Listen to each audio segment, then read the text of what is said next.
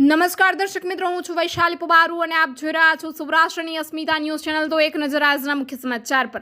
વડાપ્રધાન શ્રી નરેન્દ્રભાઈ મોદીની જામનગરની મુલાકાત સંદર્ભે ભારત સરકારના આયુષ વિભાગના કેન્દ્રીય કેબિનેટ મંત્રી શ્રી સર્બાનંદા સોનોવાલ, ભારત સરકારના આયુષ સેક્રેટરી પદ્મશ્રી વૈદ્ય રાજેશ કોટીચા, કલેક્ટર શ્રી ડોક્ટર સૌરભ પારથી સહિતના પદાધિકારીઓ શ્રીઓ તથા અધિકારીશ્રીઓએ ગોરધન પાટિયા ખાતે કાર્યક્રમ સ્થળની મુલાકાત લઈ જરૂરી સમીક્ષા કરી હતી। બ્યુરો રિપોર્ટ, સૌરાષ્ટ્રની અસ્મિતા ન્યૂઝ ચેનલ, જામનગર। मोदी जी की 7 साल के कार्यकाल में ही देश की जनताओं ने अलग अलग परिवर्तन आस पाया है और जिसकी वजह से देश की जनता को विकास के रास्ते पर जोर से चलने के लिए शक्ति मिला है, मौका मिला है और सबको अपने स्वाभिमान को सुरक्षित करते हुए अपने जीवन को समृद्धशाली बनाने का मौका मिला है। तो मोदी जी ने भक्ति भावनाओं से, निष्ठा से देशवासियों के लिए सेवा बढ़ाया है और जिसके वजह से आज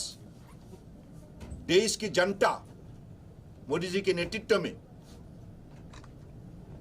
अपने भारत को एक आत्मनिर्भर भारत बनाने के लिए लगे हुए हैं। तो इतना तक लोगों ने संकल्प लिया है कि अगले दिनों में मोदी जी के नेतृत्व में हमारे देश का हर प्रदेश हो या यूनियन टेरिटरीज में बचा हुआ हर व्यक्ति एक साथ मिलकर उनकी दिए हुए मंत्र सबका साथ, सबका विकास, सबका विश्वास, सबका प्रयास, इसी मंत्र के द्वारा मेहनत करने के लिए प्रतिबद्ध है।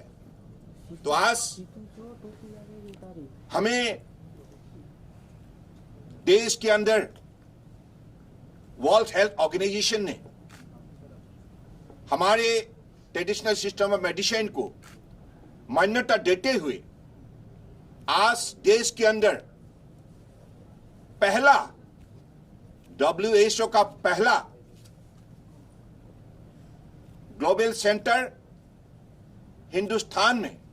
निर्माण करने के लिए उन्होंने निर्णय की है और ये केंद्र देश की गुजरात की जामनगर में बनाया जाएगा। तो ये हमारे सबके लिए बहुत बड़ी खबर है क्योंकि ये परंपरागत चिकित्सा पद्धतियों से जुड़े हुए हमारे हर ग्रामीण क्षेत्र में बसे हुए लोगों के लिए बहुत बड़ा उपलब्धि है, बहुत बड़ा विजय है, बहुत बड़ा सफलता है। और ये सफलता देने का काम अगर किसी ने किया है वो माननीय प्रधानमंत्री नरेंद्र मोदी जी ने किया है। तो इसलिए आप सबको इस विषय पर मैं विशेष रूप से निवेदन करना चाहता हूं। आप जामनगर की है और अगली 19 तारीख को हमारे परम आदरणीय प्रधानमंत्री जी की उपस्थिति में और WHO की डायरेक्टर जनरल की उपस्थिति में ग्राउंड ब्रेकिंग सेरेमनी जामनगर में ही किया जाएगा। तो इस सेरेमनी में आप सबका हम सहयोग चाहते हैं। और दूसरी बात, माननीय प्रधानमंत्री जी की उपस्थिति में और WHO की डायरेक्टर जनरल की उपस्थिति में 20 तारीख से 22 तारीख तक 3 दिन का global Ayush investment and innovation summit भी अहमदाबाद गांधीनगर महात्मा मंदिर में इसको विशेष रूप से सफल पूर्वक उसको पालन किया जाएगा। तो इस कार्यक्रम में भी गुजरात की जनता सहयोग करे, हम यही दिल से चाहते हैं। सब लोगों से यही हमने विशेष रूप से निवेदन करते हैं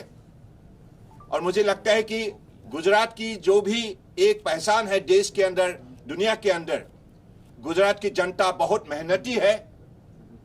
और गुजरात की जनता की व्यक्ति में मतलब उनके बीच में बसे हुए शक्ति के द्वारा आज गुजरात को एक दुनिया का बहुत बड़ा सफल केंद्र बनाने में सफलता प्राप्त की है। तो इसलिए मैं गुजरात की जनताओं को हृदय से अभिनंदन देता हूं और इसी भरोसे से मैं निवेदन करता हूं कि अगली दोनों ही कार्यक्रम में आप दिल से जुड़ जाइए क्योंकि ये केंद्र पहली बार के लिए WHO ने हिंदुस्तान में उसको निर्माण करने के लिए निर्णय ली है। तो इस निर्णय को हम कैसे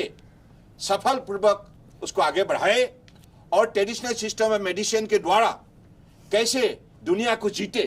दुनिया के मानव समाज के लिए विशेष रूप से सेवा आगे बढ़ाए। तो इसी अपेक्षा का साथ मैं आप सबको निवेदन करता हूं कि आप सब इस विषय पर हमें सहयोग करें। આપણે સૌ જાણીએ છીએ મુજબ ભારત દેશ આ વિશ્વને ઘણું બધું આપી શકે એમ છે, પણ આજ સુધી આપણી જે પરંપરાગત શક્તિઓ છે